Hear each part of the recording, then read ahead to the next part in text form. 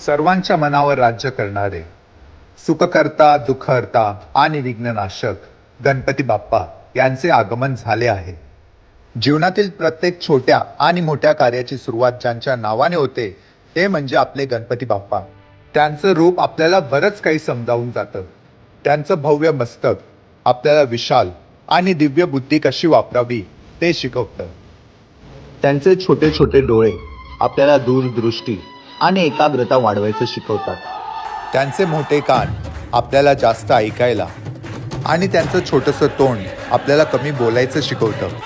त्यांची मोठी सोंड आपल्याला शक्तीबरोबर प्रेमाने कसं राहावं तेही शिकवतं. त्यांचं मोठं पोट आपल्याला शिकवतं की जीवनातील सुख दुःख आपल्यामध्येच सामावून घ्या. चला मग या गणेश चतुर्थीला आपणही आपल्या गणपती बाप्पांचे गुण आपल्यामध्ये आणूया.